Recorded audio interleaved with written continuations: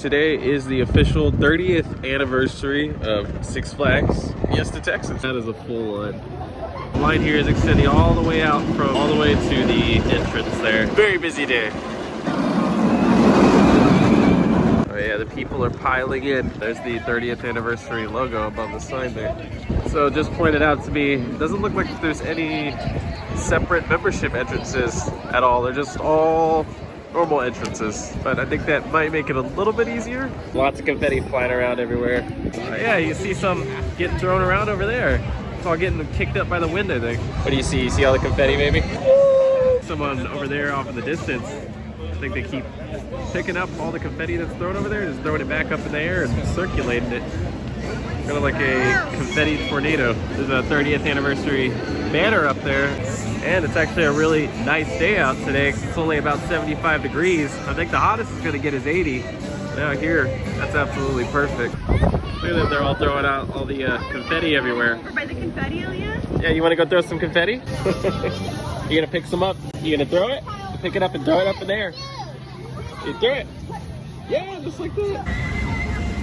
That's some fun. Woo! This is so cool. I'm gonna go ahead and throw some up just for the sake of it.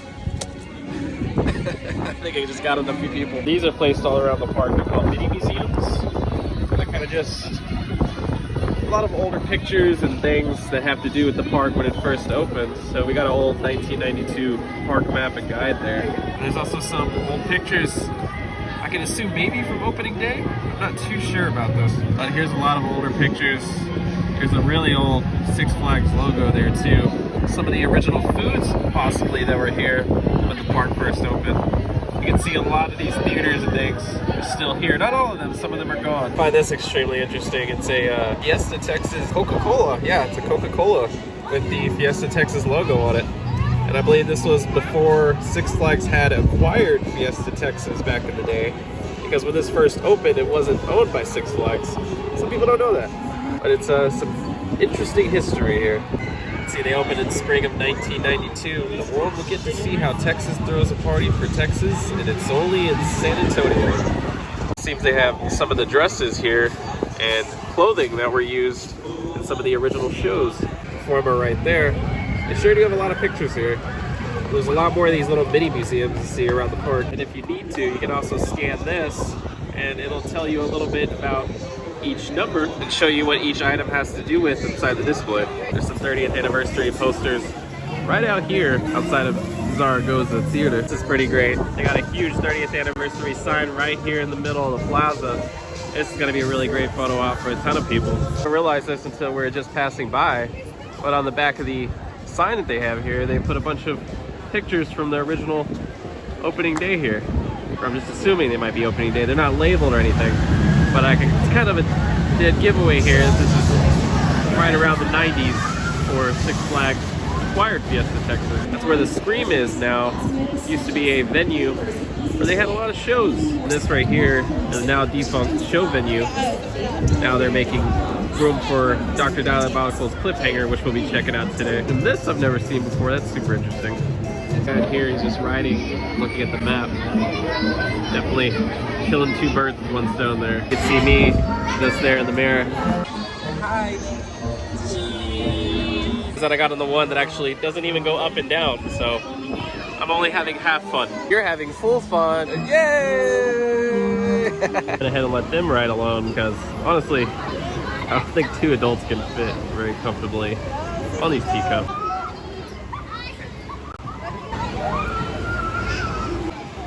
I think she's liking it. 30th anniversary festival going on from April 2nd to May 30th. So you definitely have a lot of time to come out here and experience 30 years of Six Flags. Over here saying, oh man, they have some really good food over here. And then I turned my head and I saw it. The Dr. Diabolical's Cliffhanger. They actually have so much of it up. I don't know if they have all the track done, but boy, do they have so much of it finished. There's that insane drop right there. That just looks crazy.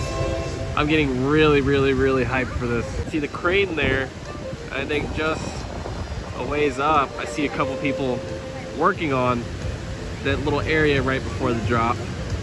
So it's coming along very nicely. Oh my God, I'm so excited. I can't contain it. Crack Axle Canyon, we just noticed another mini museum here giving ode to the original Rattler before it came the Iron Rattler. Oh yeah, there's a welcome to Crack Axle Canyon sign just there, population 452. And there's a whole lot of information here that I don't believe I have that much time to sit here and read every single paper. But there's a lot of it here. Here's some more original photos from right around the opening year. And there's the Iron Rattler, the Rattler there, not the Iron Rattler at the time. But that's when they used to have the whole thing where you go around and around and around. It took a while. It actually took about over a minute just to get around that whole loop. And there's some more of the original costumes from the shows in this area as well. Very Western. This is amazing. Steven's waiting in line, getting us some chicken strips. I'm gonna try to splash some people. Ready? Let's splash them. Ready? 1, 2. Press it, baby. Look, let's do it one more time.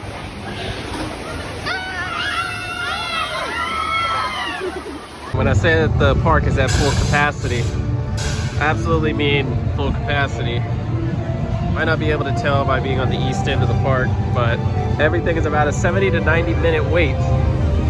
So the odds of being able to get to ride everything are pretty unlikely, at least during spring break. Slightly different angle of the cliffhanger. There's a sign for the Spring Blast fireworks, and apparently these are viewable park wide, so you don't actually have to go anywhere to see them. Just wherever you're standing, you'll be able to view them. Construction of all the scenery around the area is well underway, and it does look like that most of it is done, except right there you can see right where the coaster ends. I definitely don't think they'll be leaving it like that. But I seem to be under the impression that this might be the entrance, but I'm not 100% sure. Boy, it looks amazing. I saw some guys up there earlier doing something right there. That's going to be part of the queue. I think they're going to be having indoor air-conditioned waiting for at least some of the lines. Here's another view of the construction just from the other side. Still got a whole lot to do as far as landscaping goes, but I think it is right on track to open here this summer. Here's a Thin and Now poster. It says the pipeline, and I can't tell if it says anything there in the middle. I don't think so, but it was the pipeline. The Gusher? I don't know, it has 2 names. It's interesting. That's so cool. It says the Gusher and the pipeline were some of the original attractions in the water park, referred to as the old watering hole back then. Pipeline consisted of 2 enclosed slides, while the Gusher had 2 open slides. Oh, well, that sounds really cool. Let's check out Fiesta Bay Boardwalk, see if they have any mini museums or anything around the area. Haven't actually checked the map to see if there's anything. Pandemonium, full capacity, huge crowd. I'm telling you, spring break is a very busy time. There's another Then and Now sign. The SS Overboard. I actually remember riding this one. I remember it very fondly as a kid. I went on here a few times, and I remember being scared out of my mind, to say the least. And it opened in 1994. The SS Overboard operated until 2012, and it was replaced with Fireball in 2016. Gotta say, this was actually a really good replacement. Here's a look here at the Lasso coaster and the line leading up to this one. If there was any day you wanted to get a flash pass, this would be it. Some of the Rockville High characters out greeting all the people walking by. Very nice of them to head on out. I know that this show had been closed down for a while, and I think they just recently opened up their doors. You can see the high school doors are wide open, accepting many new students. It's great to see this thing open. Got another mini museum here.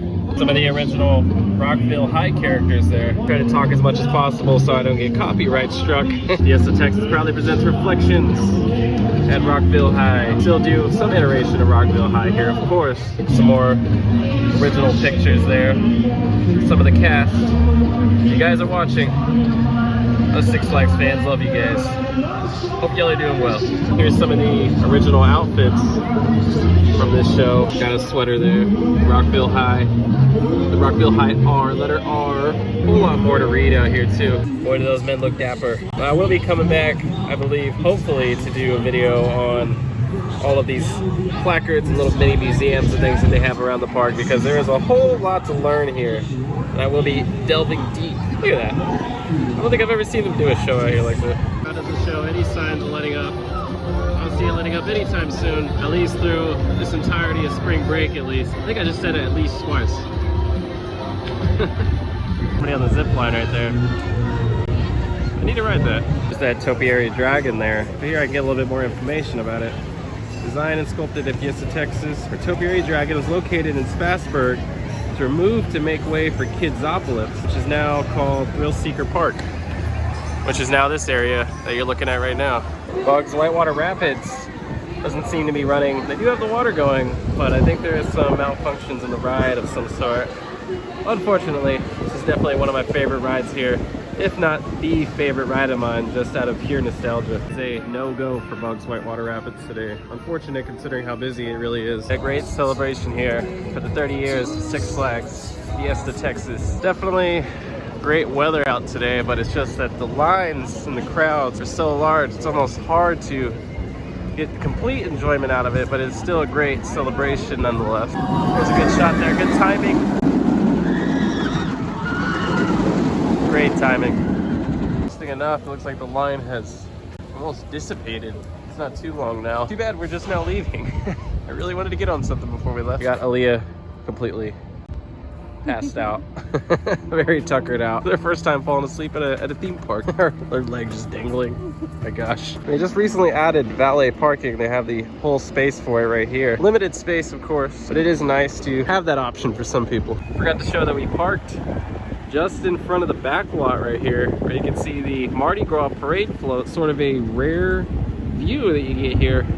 It's really interesting. I'm guessing that's the warehouse where they house things like that. I just want to say happy birthday to Six Flags Fiesta Texas. 30 years, a big accomplishment. Some parks may not make it 30 years, so this is a huge, huge milestone for Six Flags. And thank you, Six Flags, for bringing me so much joy and entertainment. And here's for 30 more years and many more to come. With that being said, thank you guys so much for watching.